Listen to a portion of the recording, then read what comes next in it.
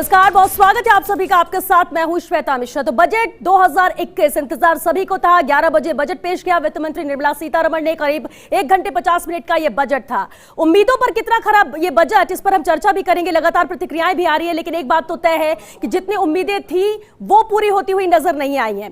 कुछ सेक्टर्स ऐसे थे जिनको बहुत ज्यादा उम्मीद थी, राहत की उम्मीद थी, वो बिल्कुल टच होकर निकल गया है। तो कुछ सेक्टर्स ऐसे हैं जिसमें बहुत ज्यादा, मतलब ये कह सकते हैं कि बहुत ज्यादा फीसदी राहत मिली है, जिसमें हेल्थ सेक्टर है। हालांकि माना यही जा रहा था कि कोविड-19 इस महामारी के बाद वैक्सीनेशन सबसे अहम है और इसीलिए 35,000 करोड़ इसमें दिए गए। ये बजट रखा गया है इस वैक्सीन के लिए और शायद ये मान सकते हैं कि इस पूरे साल में इस महामारी से निजात दिलाने के लिए सरकार ने फोकस किया होगा।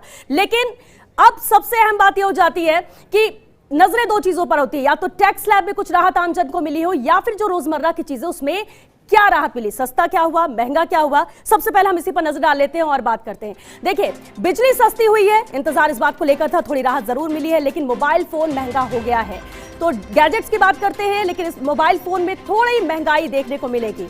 इंश्योरेंस यहां पर सस्ता हुआ है, ये जरूरी भी है, यानी जो जरूरत की चीजें हैं उस पर फोकस रहा है सरकार का। तो महंगा मोबाइल चार्जर भी हुआ। आप समझिए, मोबाइल महंगा, मोबाइल चार्जर भी महंगा होना स्वाभाविक है, लेकिन इंश्योरेंस में थोड़ी राहत है। इंश्योरेंस सस्ता किया गया है क्योंकि ये जरूरी भी है। लेकिन इसके अलावा और क्या महंगा सस्ता है वो बताते हैं आपको। ये इसलिए जरूरी क्योंकि स्टील प्रोडक्ट्स की बात कर लेते हैं। ये सस्ता किया गया है, स्टील प्रोडक्ट्स यहां पर सस्ते हुए हैं। तो वहीं इलेक्ट्रॉनिक सामान महंगा हुआ है। अब ये पूरी तरह से हालांकि तैयारी की जाती है गवर्नमेंट की तरफ से भी कि क्या चीज है जो ज्यादा इस्तेमाल होती है, कि व्यक्तियों को, आम जन को किसमें राहत मिल सकती है। स्टील के प्रोडक्ट्स बहुत ज्यादा इस्तेमाल किए जाते हैं, कोशिश की गई है कि इसे सस्ता किया जाए। लेकिन दूसरी तरफ इलेक्ट्रॉनिक सामान है, जरूरत भी बन चुका है अब, लेकिन अब कहीं ना कहीं ये महंगा हुआ है। तो थोड़ी सी यहाँ पर जेब भारी पड़े करने की कोशिश यहां पर की गई। लेकिन अब ये आम जन कैसे इससे निजात पाता है। सोना चांदी ये सस्ता हुआ है, जिस तरह से लगातार रेट सोने चांदी के बढ़ते हुए नजर आ रहे थे, लेकिन सूती कपड़ा महंगा कर दिया गया है। सूती कपड़ा महंगा होगा अब से, जो जिस तरह से बजट में जो चीजें सामने आई हैं। लेकिन सोना चांदी जिसके रेट बहुत ज्यादा बढ़ रहे थे, सोना चांदी थोड़ा सस्ता होगा। पेंट सस्ता होगा, लेकिन ऑटो पार्ट्स यहां पर महंगे होंगे, यानी ऑटो पार्ट्स की भी जो प्राइसेस है वो हाइक होंगी, वो थोड़े से महंगे होंगे जो अब तक के रेट्स थे। दूसरी तरफ पेंट सस्ता होगा।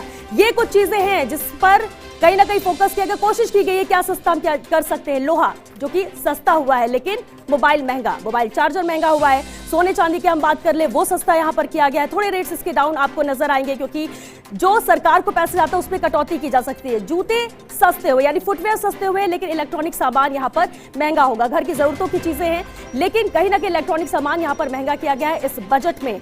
पॉलिस्टर कपड़े यहां पर सस्ते होंगे, ऑटो पार्ट्स यहां पर महंगा होगा, ये बजट में साफ नजर आ रहा है। लेकिन पॉलिस्टर कपड़े के रेट्स को कम किया गया, यानी पहले से जो प्राइसेस थे अब वो थोड़े से कम यहां पर होंगे। तो ये कुछ सामान हैं जो रोजमर्रा की चीजें जो इस्तेमाल होती हैं उसमें ये फर्क देखा गया है, इसमें थोड़ी सी राहत देने की कोशिश की गई है। लेकिन राहत क्या उस लेवल की मिली है जो उम्मीद की जा रही थी, क्योंकि वित्त मंत्री निर्मला सीतारमण ने साफ कहा था कि 100 साल में ऐसा बजट नहीं आया होगा। वाकई में अब पॉजिटिव तौर पर इसे देखें या जो उम्मीदें थी उस पर नहीं खरा उतरा, तो नकारात्मक तौर पर देखें, दोनों पहलू हैं। और इसी पर चर्चा के लिए हमारे साथ बेहद खास पैनल मौजूद है। और इस पैनल की खास बात यह कि देखिए, महिलाएं आधी आबादी हैं और यहां पर हमारा पूरा पैनल महिलाओं का है। और क्योंकि हर क्षेत्र में महिलाएं अग्रणी हैं, तो यहां पर व्यूज उनके रखना भी बेहद जरूरी हो जाता है। एक बार फिर हम इंट्रोड्यूस करा दें उन्हें। सुबोध अख्तर जी हैं, 40 महिला विंग से है, हमारे साथ बहुत स्वागत है आपका। अमृता गुप्ता जी है, प्रेसिडेंट वुमेन क्रेडाई से हैं, रियल एस्टेट से हैं।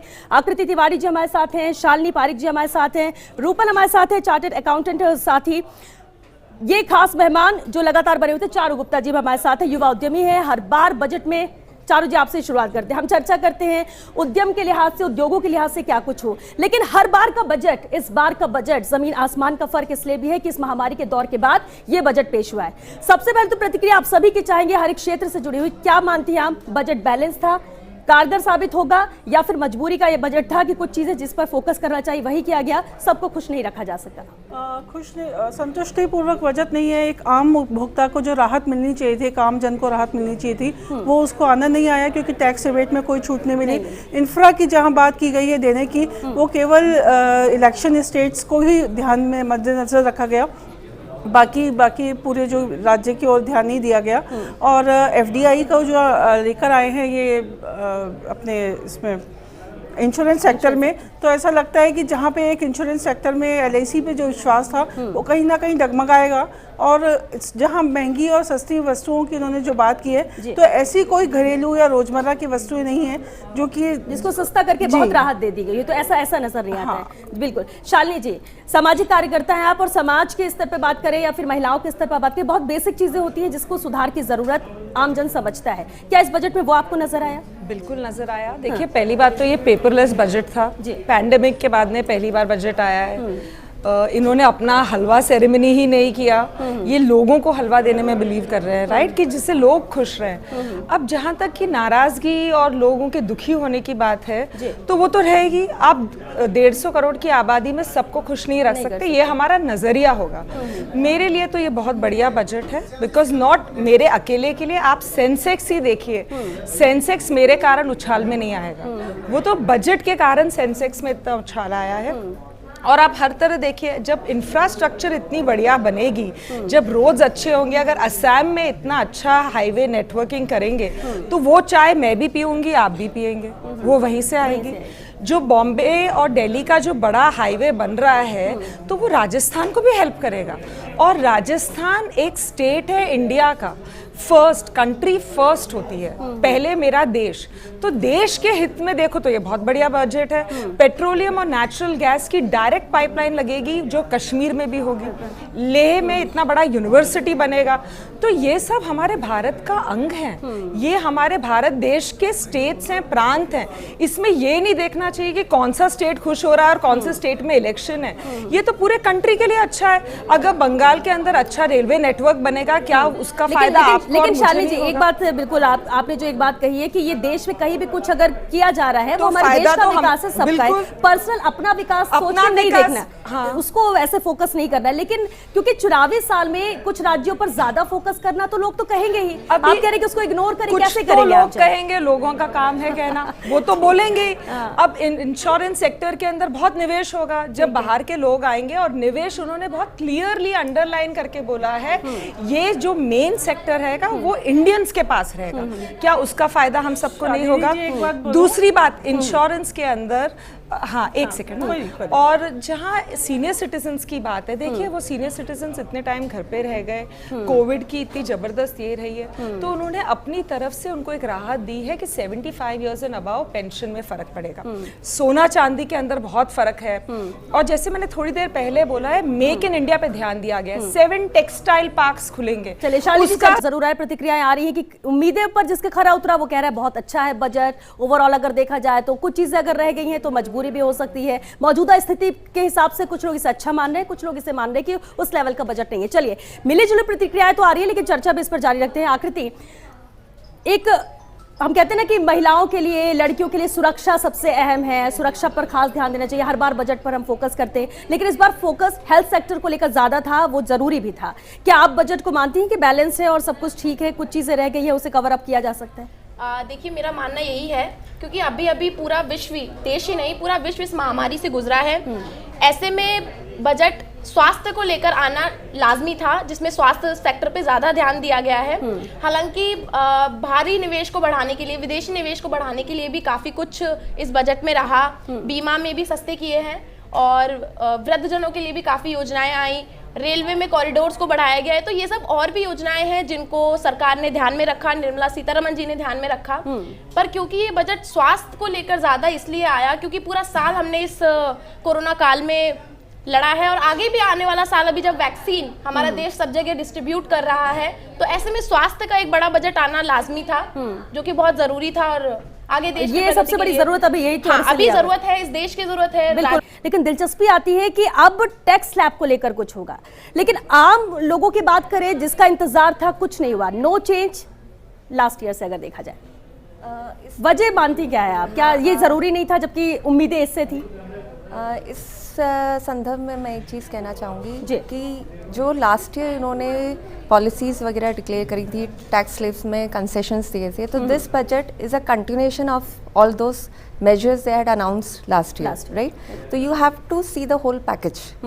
You cannot see this budget announcement in isolation to the announcement they made last year's in terms of the concessions and all reliefs they had given.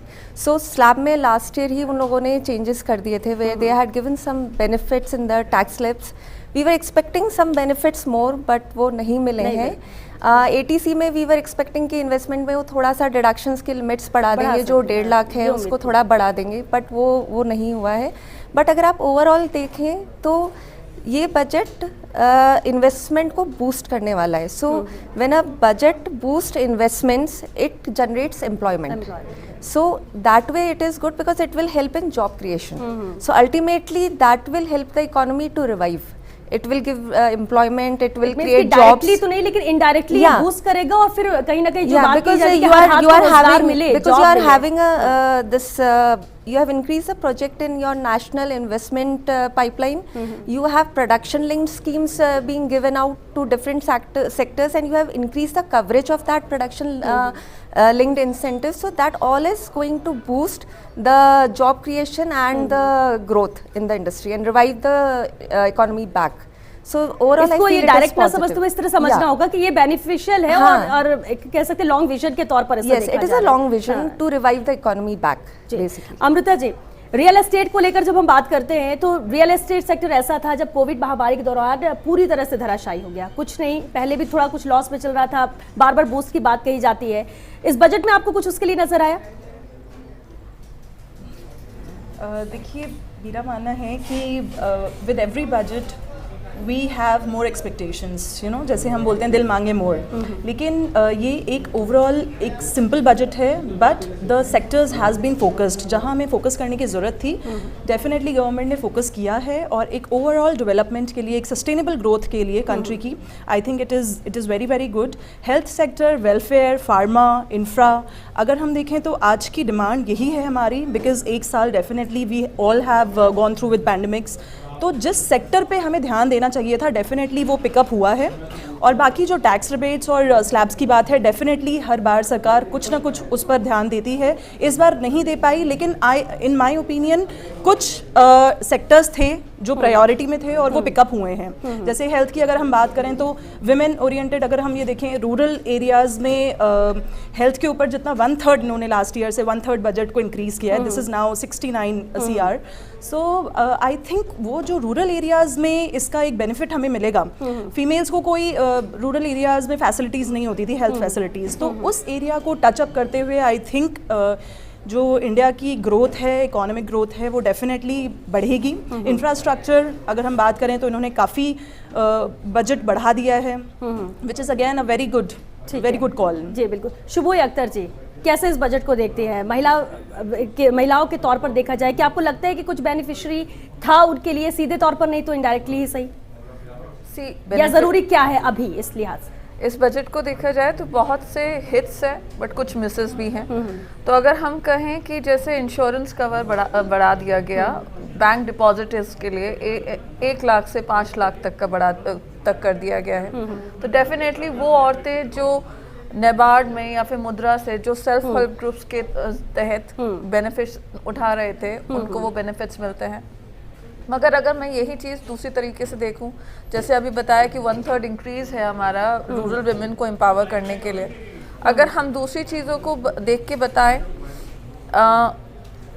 For instance अगर मैं ये कहूँ कि women entrepreneurs को अगर tax benefits मिलते तो जो उनको दिक्कत आई, जो स्टार्टअप इकोसिस्टम के अंदर वो अपने आप को इस्टेब्लिश करना चाहती हैं, तो शायद वो और आगे आती, जिस पे हम फोकस करना चाहते हैं. ATC डिडक्शंस के अंदर हमें अगर थोड़ा सा इंक्रीज मिलता तो हम उसको और आगे से लेके जाते हैं.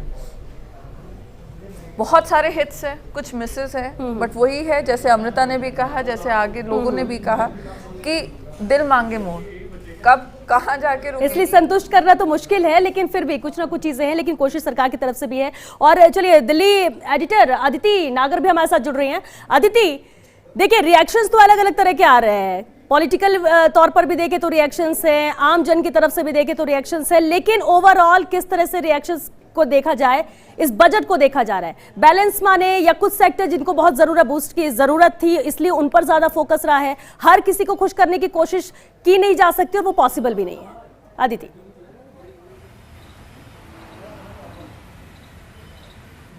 श्वेता देखिए, इस पूरे बजट को देखें तो ये किसान और जो चुनावी राज्य हैं उनके लिए बजट रहा है। देखिए किस किस सेक्टर में हम परेशान थे। अगर हम आम जन की बात करें तो कोरोना इस महामारी में दौरान उन्होंने एक स्वास्थ्य के लिए, हेल्थ के लिए एक बड़ा ज़रूर एक नई योजना जो है जिसका घोषणा की है। लेकिन इसके अलावा मैं आपको ये बताऊं कि पेट्रोल डीजल जो आम जन से जुड़ी हुई चीज़ें हैं, हालांकि इस पूरे पेट्रोल डीजल में जो कृषि सेस लगाया गया है उसका भुगतान कंपनियों को करना है। लेकिन अगर हम बहुत आगे की बात करें तो कंपनियां पेट्रोल का पैसा कहाँ से निकालेंगी, तो at the end of the day उसे आम जनता को अफेक्ट होगा। अब सबसे ज़्यादा हाईवेज और सड़कों को लेकर घोषणा की गई है, और वो भी खास तौर पे अगर उनको ढंग से देखा जाए तो उन राज्यों में जहां पर चुनाव आने वाले हैं, यानी असम हुआ, बंगाल को लेकर एक महिलाओं की बड़ी योजना आई है, तमाम चीज़ें हैं। तो जो फोकस किया गया है, इसके अलावा कृषि को लेकर देखिए, जब कृषि इस पूरे किसान मसले पर जब वो बात कर रही थी बजट को लेकर अपने कृषि बजट पे, तब लगातार हंगामा भी हुआ, तमाम चीज़ें हुई, और इन डिटेल निर्मला सीतारमण ने ये बताया कि कितना पैसा यूपीए सरकार थी तब वो दिया करती थी, कितनी खरीद करती थी, और उसके इतर जो एनडीए सरकार है उसने क्या क्या खरीदा है, तमाम क्या क्या चीज़ की है, और कई चीज़ों पे एमएसपी के दाम भी बढ़ा दिए गए हैं। तो किसान फोकस्ड ये आप देख सकते हैं, इसको किसान फोकस्ड ये रहा है। और इंफ्रास्ट्रक्चर से लेकर तमाम चीज़ें हैं, आयुष्मान स्वास्थ्य भारत को लेकर भी इन्होंने एक नई योजना करी है। लेकिन सबसे ज़्यादा क्या होता है, आम जनता देखती है कि क्या इसको लेकर हमारी आयकर, आईटी, इन सब को लेकर क्या होगा। इनकम टैक्स में कोई बदलाव नहीं है, ये एक बार हमेशा आम जनता को हमेशा ही रहता है। हालांकि ये बात सही है कि 75 की जो एज के वो लोग जो पेंशन, जिनके यहाँ पेंशन आती है, उनके लिए अब टैक्स स्लैब हटा दिया गया है। बिजनेसमैन अगर कोई 75 साल का है तो उसको टैक्स देना पड़ेगा, लेकिन जो पेंशन देते आ रहे हैं, पेंशन लेते आ रहे हैं, उनको टैक्स से फ्री कर दिया गया है। तो मिला जुला इसको बजट दे सकते हैं श्वेता, मिला जुला बजट है, कुछ बहुत उत्साही नहीं है, क्योंकि निर्मला सीतारमण ने ये बात कहा कि किस तरीके से ओवरऑल इकोनॉमी, पूरी वर्ल्ड इकोनॉमी की बात करते हुए कहा कि वो बहुत स्थिति बेहतर नहीं है। ये भी कहा कि उसको हमको उभरने में भी कितने साल लगेंगे, तमाम चीज़ें हैं, लेकिन कोशिश की है कि डेवलपमेंट के तौर पे सड़कें अच्छी बनाई जाएं। और अगर आपको बात करें ऑटोमोबाइल की, वो भी महंगे होंगे, टेलीफोन अगर किसी को खरीदना है तो वो भी थोड़ा महंगा होगा, उसमें भी तमाम चीज़ें की बदलाव हुआ है। और इसके अलावा कोई महंगाई को लेकर कोई बहुत बड़ी राहत दिखी नहीं है, क्योंकि जिस तरीके से पूरा एक साल रहा, चाहे वो कोई भी सेक्टर का आदमी हो, वो परेशान ही हुआ है, उसकी जो आमदनी थी वो कम हुई है, या तमाम चीजें, उसको लेकर कोई बहुत बड़ी राहत ऐसी नहीं दिखी है। एक चीज तो ये टैक्स स्लैब को लेकर बात कही जाती है अदिति, कि टैक्स स्लैब से उम्मीदें रहती है, वो कुछ नहीं था, यानी नो चेंज लास्ट ईयर से देखा जाए तो। दूसरी तरफ 2-3 चीजें थी, क्योंकि कोरोना महामारी से निकले हैं, तो ये था कि स्वास्थ्य विभाग को अच्छा देंगे, कुछ ना कुछ उसके लिए बेहतर करेंगे, और यही वजह है कि 137% तक बढ़ाया गया बजट स्वास्थ्य विभाग का। डिफेंस को लेकर उम्मीद ही थी, जिस तरह से भारत चीन के बीच बहुत कुछ हो रहा है, कोशिशें यही थी कि और ज्यादा स्ट्रॉन्ग कैसे करें, बट उस लिहाज से बजट में नहीं दिखा।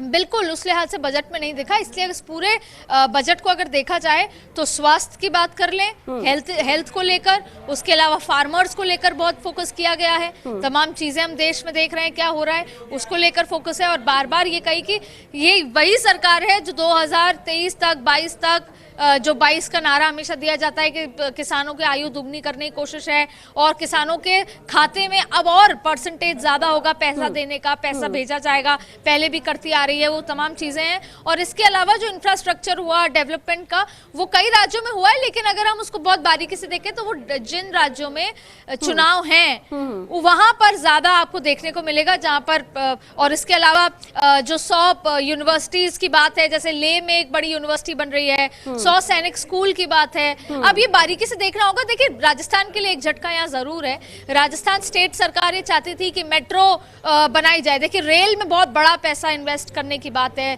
रेल और मेट्रो को बहुत बड़ी सौगात मिलती नजर आ रही है यहाँ पे, उसको सरकार डेवलपमेंट की ओर मान रही है, इंफ्रास्ट्रक्चर डेवलपमेंट और तमाम चीजें। लेकिन मेट्रो में राजस्थान को फिलहाल कुछ नहीं मिला, ये दूसरे राज्यों में गई है मेट्रो का पैसा, रेलवे का पैसा। तो इन तरह से एक सिंपल बजट है, इजी बजट है, बहुत ज्यादा उत्साहित बजट नहीं है, क्योंकि जो जो बेसिक चीजें हैं, पेट्रोल महंगा होएगा, अभी कंपनियों पे जाएगा, लेकिन आने वाले दिनों में पेट्रोल पे मार पड़ेगी आम जनता को। इसके अलावा कोई टैक्स स्लैब में कोई कमी नहीं आई है। इसके अलावा जो उपकरण है, मोबाइल का लोगों को शौक होता है, तमाम ये चीजें होती हैं, ये महंगी हो गई हैं। तो बहुत ज्यादा आम जनता के लिए कोई बहुत राहत की बात नहीं है। हाँ, लेकिन उसके इधर दूसरी तरफ जैसे कि स्वास्थ्य हुआ, जो आज आपसे और हमसे अब इस पूरे देश में सब लोगों से जुड़ा हुआ है, कोरोना के बाद हम ज्यादा वो हो चुके हैं, उसको लेकर आप देख सकते हैं कि एक बड़ा सौगात मिली है आयुष्मान स्वास्थ्य योजना। इसके अलावा इंफ्रास्ट्रक्चर ये सब हुआ है और सड़कों वगैरह को लेकर, लेकिन आम जनता की जो रोजमर्रा की चीजें हैं उसमें कोई बहुत ज्यादा फर्क यहाँ पर देखने को नहीं। चलिए आदित्य, बिल्कुल बहुत ज्यादा फर्क नहीं पड़ा है, लेकिन कोशिश की गई थी। पहले बहुत ज्यादा कॉन्फिडेंट थे, जिस तरह से वित्त मंत्री ने भी कहा था, लेकिन अब उतना नहीं, लेकिन कोशिश जरूर की। बहुत शुक्रिया आपका आदित्य इस पूरी बातचीत के लिए। लेकिन देखिए, एक बात तो तय है कि कोशिश सबकी थी और कोशिश से ज्यादा उम्मीदें सबकी थी। अब सबकी उम्मीदों पर खरा उतरना पॉसिबल नहीं होता है, और उसी लिहाज से लोग देखते हैं कि ये बैलेंस बजट था, कमियां कुछ है, लेकिन ज्यादा पॉजिटिव वे में से देखना चाहिए। डायरेक्ट अगर कुछ फायदा नहीं पहुंचा रहा है तो इनडायरेक्टली ऐसा किया जा रहा है कि कम से कम लोगों को फायदा पहुंच सके। और सबसे जरूरी दो चीजें हैं, रोजगार हाथ में, हर आदमी के हाथ में होना चाहिए, और रोजगार होगा, जेब में पैसे आएंगे, बाजार बूस्ट करेगा, फिर बहुत सारी चीजें होंगी। इसे भी समझना होगा। एक्सपर्ट्स हमारे साथ लगातार बने हुए, चर्चा इस पर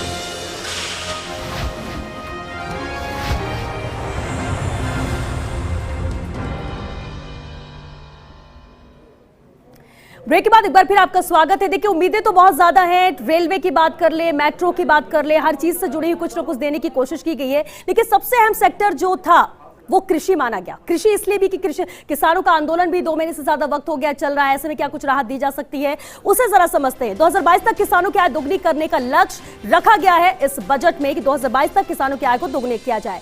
16.5 लाख करोड़ का एग्रीकल्चर क्रेडिट टारगेट दिया गया, यानी 16.5 लाख करोड़ का ये एग्रीकल्चर क्रेडिट टारगेट है, ताकि इससे मदद किसानों को मिल सके, सीधे तौर पर किसान खुशहाल हो सके, उन्हें मदद मिल सके, ये कोशिश है।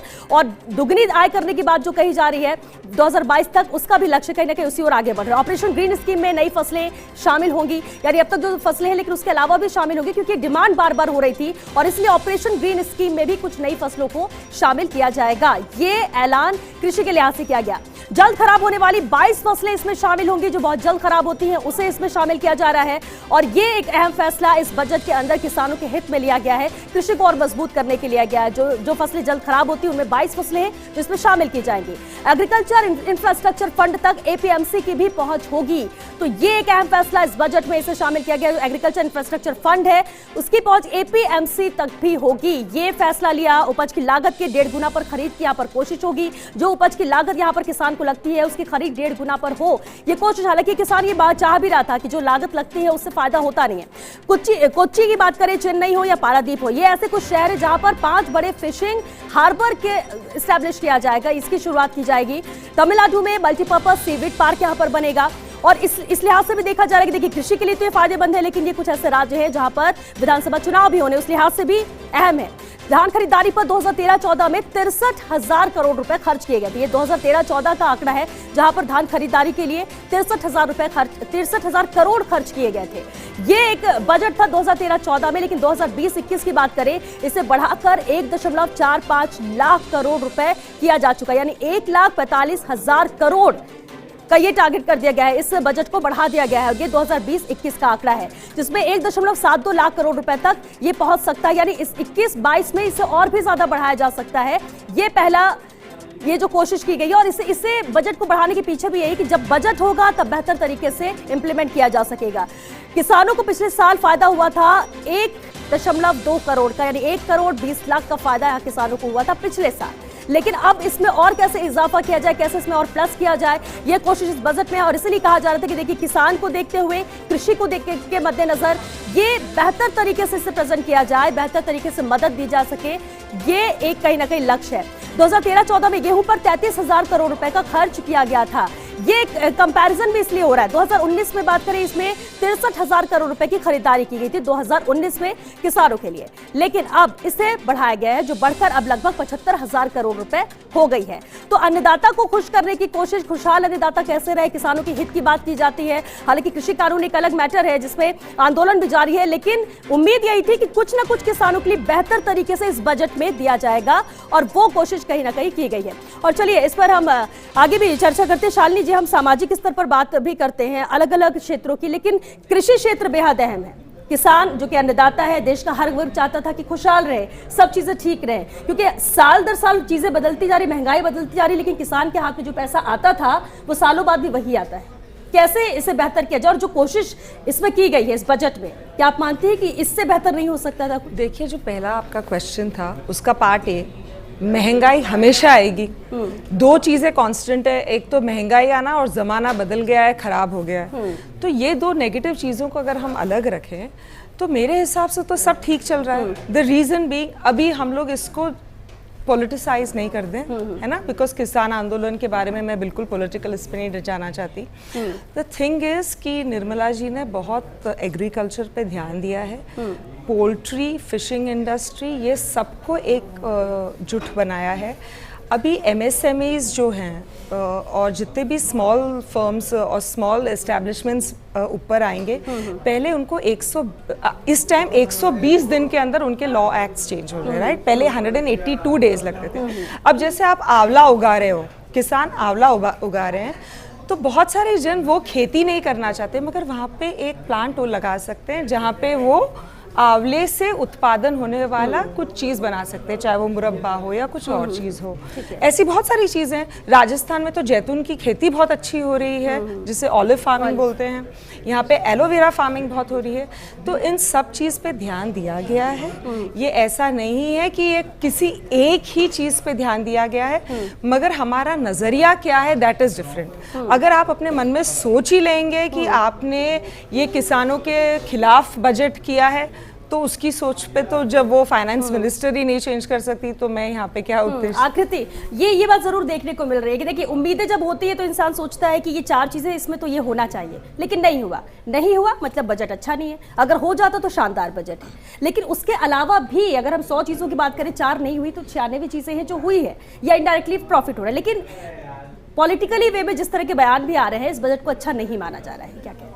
देखिए, ये जो बजट को नकारात्मक जो बता रहे हैं, ये एक आपकी सोच को जाहिर करता है। जैसे कि जब कोरोना काल चल रहा था तो ये मुद्दे आए सामने कि कोरोना को लेकर काम नहीं कर रहे हैं, देश में केसेस बढ़ते जा रहे हैं। अभी जब स्वास्थ्य को लेकर अच्छा बजट बनाया है तो तब भी उसमें भी उन्होंने कमियां निकाली हैं। अभी किसान आंदोलन चल रहा था, उसके बाद किसानों के लिए एक अच्छी पॉलिसी गवर्नमेंट बजट में आई है, उसके बाद भी बजट में कमियां निकाली गई हैं। तो मैं तो विपक्षी लोगों से यही कहना चाहूंगी कि हर बात में कमी निकालें, इतने नकारात्मक नहीं है। हर बात में कमी निकालें, इतने नकारात्मक नहीं है। काम हमें और भी हैं, देश का विपक्षी दल थोड़ी है। बहुत तो यही बातें हैं। ये पॉलिटिकली बिल्कुल ये रिएक्शन हो जाते हैं, लेकिन रिएक्शन मायने आम जन का भी रखता है, एक्सपर्ट्स का इसलिए रखता है कि आखिर वाकई में उसके दोनों पहलू क्या कहते हैं। फिलहाल उत्तर प्रदेश के मुख्यमंत्री योगी आदित्यनाथ बजट पर क्या कह रहे हैं, उन्हें सुनते हैं। सर्वसमावेशी, सर्व कल्याणकारी और समाज के प्रत्येक तबके के हितों को संवर्धन करने वाला बजट है। इस बजट में किसानों के लिए, नौजवानों के लिए, महिलाओं के लिए, गरीबों के लिए और समाज के प्रत्येक तबके के लिए, जहां बहुत कुछ प्रावधान किया गया है। तो रिएक्शन यहाँ पर आ रहा है। लेकिन अमृता, रियल एस्टेट को लेकर अगर हम बात करें, क्योंकि इंफ्रास्ट्रक्चर को लेकर भी अभी केंद्रीय मंत्री नितिन गडकरी भी जानकारी दे रहे थे किस तरह से सड़कों को और ज्यादा बढ़ावा दिया जा रहा है, निर्माण करना है, NHAI की तरफ से क्या कुछ बेहतर हो सकता है, कोशिशें सब जगह जारी। लेकिन रियल एस्टेट को लेकर क्या नजर आता है, भविष्य क्या नजर आता है, और इस बजट में लग रहा है कि रियल एस्टेट को भी बूस्ट मिलेगा? देखिए, डेफिनेटली जैसा कि हमने सबने बात की कि एक सिंपल बजट है, लेकिन रियल एस्टेट में बहुत ज़्यादा कुछ नहीं बदला है। सिर्फ 2-3 चीज़ें हैं जो इन्होंने की हैं। जैसे डेफिनेटली अगर मैं बात करूं तो अफोर्डेबल हाउसिंग जो कि अभी के लिए सरकार के लिए रियल एस्टेट सेक्टर के लिए सभी के लिए इट्स अ फोकस। सो उसमें इन्होंने डेफिनेटली प्रमोशन किया है, इनकी लिमिट्स बढ़ा दी हैं, इंटरेस्ट सब्सिडी 1 साल बढ़ा दी है, मैप अप्रूवल्स के लिए 1 साल बढ़ा दिया है, which is again a very good point in real estate sector if I talk about. Then secondly अगर NRIs की बात करें तो NRIs का इन्होंने रेजिडेंसी लिमिट 182 डेज से 120 डेज कर दिया है, which is again you know this will definitely boost NRI investments in India.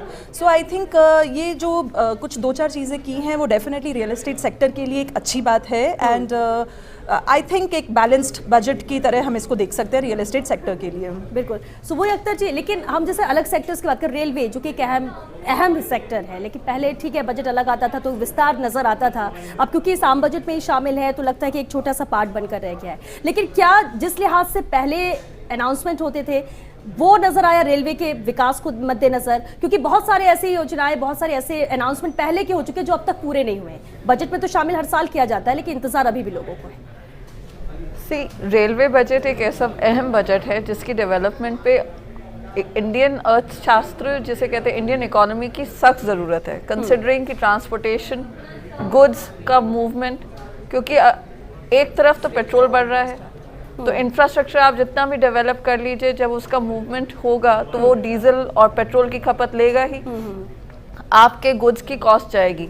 ऐसे ही रेलवे को अगर आप डेवलप करते हैं और आपका गुड्स का आवाजाही अच्छे से होता है तो आपकी कहीं ना कहीं इंडियन इकोनॉमी को उसे सस्टेन कर सकते हैं आप अपनी लोकल जो आपकी कॉस्ट होती हैं, गुड्स होती हैं, आम जनता की जो रिक्वायरमेंट है बेसिकली उसे आप सस्ता कर सकते हैं। मगर रेलवे सैडली हम लोग गुड्स के लिए, गुड्स ट्रेन्स के लिए कुछ भी डेवलप नहीं करते, हम ट्रैवलिंग पे ज़्यादा ध्यान देते हैं। आज की तारीख में लोग आप डेवलप जितना भी कर लें मगर उसकी जब अपकीप नहीं होती तो फिर रेलवे यूज़ भी नहीं होती, तो हिट्स एंड मिसेस। लेकिन क्या प्राइवेटाइजेशन के फेवर में आप डेवलप किया है इस बजट में, वो लोग ने फ्रेट कॉरिडोर के बारे में बात, इसीलिए और प्लस प्राइवेटाइजेशन पे भी ध्यान दिया है कि क्या आप उसके फेवर में है कि हाँ रेलवे का अगर प्राइवेटाइजेशन किया जाए तो विकास और हो सकता है, या फिर आपको लगता है ये गवर्नमेंट बॉडी ही रहनी चाहिए? ये गवर्नमेंट बॉडी रहनी चाहिए।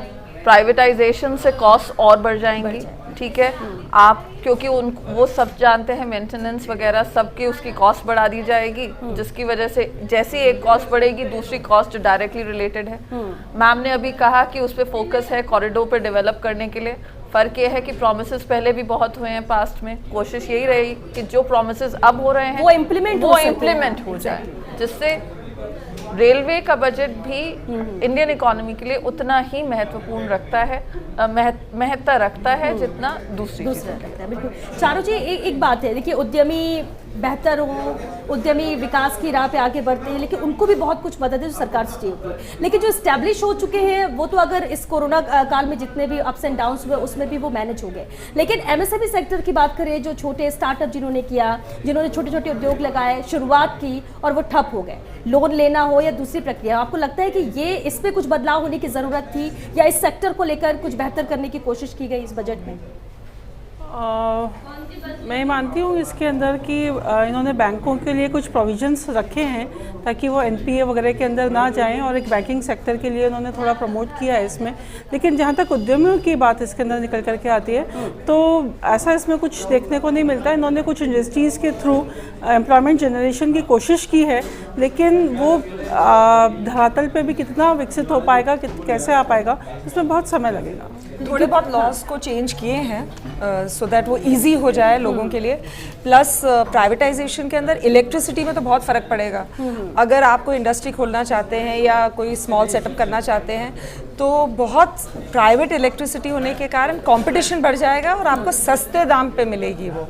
तो ये मोरलेस अभी तो बस बजट पेश हुआ है, हाँ, इसे बिल्कुल इम्प्लीमेंट किया जाएगा और धीरे धीरे चीज़ें इस पे और भी सामने आएंगी। लेकिन रूपल जी, एक अहम बात है, देखिए ठीक है स्लैब, टैक्स स्लैब को लेकर हमने बात की, इनडायरेक्टली फ़ायदे की बात कही गई, लेकिन 75+ जो बुजुर्ग है उनके लिए एक है कि ITR फाइल नहीं करना होगा, ये कितनी राहत उनकी? ये बहुत राहत है क्योंकि उनको फिर आपका इनकम टैक्स रिटर्न फाइल नहीं करना है, तो they just have to get the TDS deducted and that will be enough considered sufficient compliance. तो आपको जो ITR के लिए एक चार्टर्ड अकाउंटेंट को अप्रोच करना पड़ता है, उसको डिटेल्स देने पड़ते हैं, एंड देन आपको ये टेंशन रहता है कि whether it has been filed in time और नॉट एंड ऑल दैट, तो they are save from that process, that is a benefit. Plus अब जो इन्होंने अभी faceless assessments, faceless appellate proceedings वगैरह ये लाए हैं, that is a very big relief for the taxpayer। नहीं तो आपको असेसिंग ऑफिसर्स के आपके चक्कर लगाने पड़ते हैं, सबमिशंस देना पड़ता है, whether he is able to understand what you are saying or not। तो फेसलेस से वो ऑब्जेक्टिविटी आ जाती है in the whole process. So faceless assessment, CIT appeals they have made faceless, which is already going on. Even tribunal level they are proposing to make it faceless. So that is a very good initiative they are taking, because that gives a objectivity to the process and it give ease of doing that thing, that going through that process to the taxpayer। लेकिन एक और अहम बात है banking को लेकर, banks को लेकर। एक दौर ये क्योंकि आ चुका कि लोग बैंक पे पैसे रखते थे, सेविंग करते थे, RD/FD करते थे कि इंटरेस्ट आएगा, इंटरेस्ट रेट वहाँ पे डाउन हुआ, लोगों की जरूरत इसलिए बढ़ गई क्योंकि इस कोरोना काल आया, पैसे की जरूरत थी, लोगों ने अपनी सेविंग्स निकाल ली। बैंकों की जो माली हालत कुछ बैंकों की बहुत ज्यादा खराब हुई, उससे कैसे बूस्ट करने की कोशिश? they are setting up a bad bank sort of thing where they will put all the NPAs there। They will appoint a asset management company or a asset reconstruction company which will look into those assets and see how they can be monetized and the money can be recovered out of those assets। ये bad bank का जो concept है, आपको लगता है कि ये that is a good concept because that will take out those assets from the bank balance sheet, put into a asset reconstruction company, and then they can see how they can be monetized to recover the money back from those assets। So that is a good thing, that is a good thing। GST को जो 4 साल हो गए अभी लग के, उन्होंने इतने उसमें भी चेंजेस किए हैं कि अभी के अंदर बहुत लोगों ने अपने रिटर्न्स फाइल कर दिए हैं। और दूसरी बात, रिकॉर्ड ब्रेकिंग इन्वेस्टमेंट आया है गवर्नमेंट के पास। जनवरी 2021 का जो 8% प्लस है, जो लास्ट ईयर से 8% प्लस है, जबकि ऐसा लग रहा था कि ये कोरोना काल इसमें और ज्यादा नीचे जाएगा, तो ये एक प्लस पॉइंट जरूर कहेंगे कि ये नए साल की शुरुआत के साथ ही आएगा। तो ये सब चीजें बहुत धीरे धीरे देखेंगे तो इसका मेजर द बिगर पिक्चर जो रहेगी वो हम नॉर्मल सिटीजन्स को फायदा देगी। करप्शन लेवल बहुत कम हो जाएगा क्योंकि हर चीज डायरेक्टली कट हो जाएगी ना, तो करप्शन लेवल में भी फर्क पड़ेगा। और जितना आप डिजिटाइज कर लेंगे चीज़ों को तो मैनुअल इंटरवेंशन रिड्यूस होता है, so you can control your corruption there. Because जितना otherwise if I have to file assessment और रिटर्न, मुझे अगर या असेसमेंट प्रोसीडिंग के लिए जाना है इनकम टैक्स ऑफिस, तो आपका बाबू से लेके आपका हायर लेवल तक you have to deal with everyone, right? If you are doing a faceless, I have to just go in the e-proceeding and submit papers there। तो जो आपका corruption, because the manual intervention has reduced, तो आपका corruption can be curtailed। Make in India पे ध्यान दिया गया है, that is यहाँ तक कि मर्चेंट नेवल शिप्स बनाई जाएंगी यहाँ पे। और बहुत सारे जो लड़के हैं या लड़कियाँ हैं जिनको मर्चेंट नेवी में ज्वाइन करना है, तो उन्होंने कहा है करीब 1,500 से ज़्यादा लोग उसके अंदर ज्वाइन कर सकते हैं। आप सोचिए फिर कितना विदेशी पैसा है ना, फॉरेन एक्सचेंज बढ़ेगा। को लेकर क्या कहेंगे? 100 तो सैनिक स्कूल खुलवा रहे हैं, है ना, और बहुत सारे आंगनवाड़ी के स्कूल्स खुलेंगे, बहुत सारे गवर्नमेंट स्कूल्स खुलेंगे। अच्छा, दो बातें होती है कि जब बजट आता है तो लोग सोचते हैं कि एक तुरंत क्या फायदा है इसमें, और एक लॉन्ग विजन का होता है, और ये ज्यादा बेनिफिशियल रहता है कि आज हम भले इसमें कहें कि ये बेटर नहीं है, बट ये लॉन्ग विजन पे देखें तो ये सब चीजें, जैसे स्कूल खुलने की अभी आपने बात की कि एजुकेशन में था, हेल्थ सेक्टर में हो गया, कृषि में हो गया, आंकड़े बहुत दिखते, तो आपको लगता है लॉन्ग विजन में ही इसे थोड़ा सा अपना विजन भी थोड़ा ब्रॉड हमें ये बिल्कुल नहीं भूलना चाहिए कि 2020 तो एक्चुअली एक स्टैग्नेंट ईयर हो गया था, राइट, पैंडेमिक के कारण। उसके बाद में अब हम जब सब बाहर आए हैं धीरे धीरे, तो देश की इकोनॉमी को बूस्ट करने के लिए ओवरनाइट चेंज तो नहीं आएगा, but yes in a longer process, better process 100% change आएगा। और हम सब जितने यहाँ पे बैठे हैं, हम सब मुस्कुराते हुए ही वापस घर जाएं। बिल्कुल, और ये उम्मीद भी हर कोई करता है, लेकिन क्योंकि वक्त भी खत्म हो रहा है, लेकिन आप सबका एक रिएक्शन ओवरऑल बजट पर, हम अलग अलग सेक्टर्स को लेकर हम बात कर रहे हैं, लेकिन ओवरऑल बजट को लेकर क्या कहना होगा अगर आपको कहे 30 सेकंड में सब चीज़ों को देखते हो? मैं मानती हूँ कि बजट बहुत सिंपल और बहुत अच्छा बजट है। जिन सेक्टर्स पे फोकस करना चाहिए था उन सेक्टर्स पे किया गया है। आई एम हैप्पी। वुमेन एंटरप्रेन्योर्स के लिए और भी बहुत कुछ चीज़ें हो सकती थी, बट अभी जैसे कहा कि कोरोना काल से निकले हैं, तो जिन सेक्टर्स की ज़रूरत थी, जिनको बूस्ट करना चाहिए था, उस पर काम हो रहा है, वो देख के अच्छा लगा। I am happy with the budget because it is a long vision budget to boost the economy. जी, अगर अपना निजी स्वार्थ छोड़ दिया जाए और राष्ट्र के बारे में सोचा जाए तो लॉन्ग टर्म के लिए, बड़ी बात के लिए, देश के लिए, राष्ट्र के लिए एक अच्छा बजट है। जी, शालिनी। सकारात्मक अच्छा बजट है। जल मिशन पे बहुत काम होगा, भोजन पे बहुत काम होगा, सब पे काम होगा, और जल है तो कल है।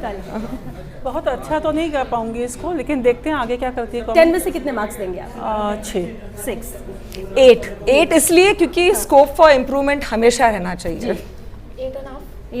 8 it needs to be implemented also। 7.5 7. Exactly Shalini जी ने जो बताया, आई मीन 8 इम्प्रूवमेंट के लिए स्कोप रहना बिल्कुल, और चाहिए। स्कोप है इम्प्रूवमेंट के लिए। और दूसरी बात ये कि अनाउंसमेंट में तो बहुत सारी चीज़ें अच्छी लग रही हैं, लेकिन इम्प्लीमेंट जितना जल्दी हो और ज़मीनी स्तर पर जितना जल्दी ये काम हो, उस लिहाज से अगर देखें तो ये बजट बैलेंस्ड मान सकते हैं, या फिर ठीक है जो कमियां थोड़ी बहुत है, लेकिन अगर दूर विजन में देखा जाए, अगर हम ब्रॉड लेवल पर देखें तो आपको लगता है कि ये बेहतर कर सकता है। लेकिन अगर हम लड़कियों की बात करें, सुरक्षा के लिहाज से बात करें, ये बात बार बार आती है, और हम राजस्थान को भी, क्योंकि राज्य अपना है, हर एक स्टेट सोचता है कि हमारे लिए कुछ होगा। आपको लगता है कि ये, या फिर अभी हम इसे आम बजट है तो हमें ये सोचना चाहिए कि हम भारतीय हैं, चाहे हम बच्चे हैं, बूढ़े हैं, लड़का है, लड़की है, हम सबसे पहले लेकिन जब कुछ इंडियन स्टेट्स है, को ज्यादा मिलता है तो सबसे ये पहले इंडियन ये है, पहले और घर संवारी है, बिल्कुल, फिर बाहर का घर। आंगन। देखिए, घर के अंदर तो हस्बैंड भी है, फादर इन लॉ भी है, फादर भी है, तो वो तो आदमी है। घर तो सब लोगों से बनता है, वैसे ही देश सबसे बनता है। तो ये महिला के लिए भी अच्छा है, पुरुष के लिए भी अच्छा है, बच्चों के लिए भी अच्छा है। 100 सैनिक स्कूल खुलेंगे, आप सोचिए क्या क्रीम निकलेगी हमारे देश की, कितने अच्छे बच्चे निकलेंगे हमारे देश में। विज्ञान पे इतना ध्यान दिया गया है, यहाँ तक कि रशिया के अंदर एस्ट्रोनॉट्स भेजे गए हैं फर्दर ट्रेनिंग के लिए। ये बजट सबके लिए है, चाहे वो विज्ञान हो, चाहे वो किसान हो, चाहे वो जवान हो, चाहे हम जैसी, आई मीन बिकॉज मैं फिजिकली एक वुमन हो, मैन है, सबके लिए अच्छा है, क्योंकि देश के लिए अच्छा है, देश के लिए अच्छा है तो मेरे लिए अच्छा है। अच्छा, एक बात कही थी आपने कि सस्ते महंगे में भी कुछ ऐसी बहुत बड़ी चीजें नहीं हो गई है कि हमें बहुत ज्यादा राहत मिले, लेकिन कुछ चीजों को तो इसमें इम्प्लीमेंट, आपको लगता है इसमें कुछ और भी ऐड होने चाहिए थे? हाँ बिल्कुल, पेट्रोल जो सबसे बड़ी डिमांड है आज की तारीख में, उसमें कुछ कर कम किए जाने चाहिए थे। क्रूड इतना सस्ता मिल रहा है, फिर भी आम जनता को पेट्रोल इतना महंगा मिल रहा है। 100 रुपये किलोमीटर, 100 रुपये से कभी भी प्रति लीटर चला जाता है। तो अगर कहीं पे इसको कहीं पे रोक की जाती, तो मैं मानती हूँ कि कहीं ना कहीं जनमानस बहुत अधिक, जो मैं 6 नंबर दे रही हूँ, शायद मैं भी 8 नंबर देती हूँ। तो स्टेट को भी बताना चाहिए कि स्टेट कितना टैक्स लगा रहा है। वो हम बाद में बात करेंगे, स्टेट टैक्स बाद में बात करेंगे। पॉलिटिकली होता है कि ये कितना कर रहे हैं, वहाँ पे हम उन पर सवाल उठा रहे हैं। केंद्र में कोई सरकार, स्टेट में कोई, तो there should be some subsidy being given on the rate of the petrol in the अगर डीजल। कह रहे हैं कि राजस्थान को कुछ नहीं मिला, तो हमें देखना चाहिए असम और लेह के कंपैरिजन में राजस्थान एक डेवलप्ड स्टेट में आता है। ऐसे में जब राष्ट्र की बात कर रहे हैं तो क्यों ना हम असम और लेह की भी बात करें, जो राष्ट्र का ही हिस्सा है, पर राजस्थान में कई मायनों में पिछड़ गए हैं, चाहे फिर उनकी ज्योग्राफिकल कंडीशन की वजह से हो, या फिर उनके आसपास के इलाके, या फिर एजुकेशन कम पहुंचने की वजह से हो। तो एक पर्टिकुलर हम अपना ना सोच के राष्ट्र का सोचे, तो उस हिसाब से बजट आया है। असम भी हमारा हिस्सा है, लेह भी हमारा हिस्सा है, तो राजस्थान ने भी दिल बड़ा रखा है। यानी इस लिहाज से देखा जाए कि सुबोध जी, तो एक चीज होती है कि जब एक परिवार में 4 बच्चे हो, कोई मजबूत होता है, कोई कमजोर होता है, तो पेरेंट्स भी ज्यादा कमजोर बच्चे पे ध्यान देते हैं कि वो थोड़ा सा मजबूत हो जाए। तो इस लिहाज से हम देखें कि अलग अलग स्टेट्स में जहाँ जरूरत है, एक व्यू ये हो सकता है, दूसरा व्यू ये कि ठीक है यहाँ पर इलेक्शन है, पॉलिटिकली बेनिफिट मिल रहा है, इसलिए भी है। तो दोनों व्यू हम कह सकते हैं, जिस तरह की सोच सामने आ रही है। सी, आपने जो बहुत अच्छी बात की, एक माँ के लिए सारे बच्चे बराबर होते हैं, मगर हाँ वो उस बच्चे को ज़्यादा सशक्त करने की कोशिश करती है जो कमज़ोर होता है। जो मजबूत बच्चा होता है वो हमेशा उस बात के लिए हमेशा खिलाफ खड़ा होता है कि आप हमेशा उसको ध्यान देती हैं। वही यहाँ पे भी कुछ दिखा जाएगा, इश्यूज बनेंगे।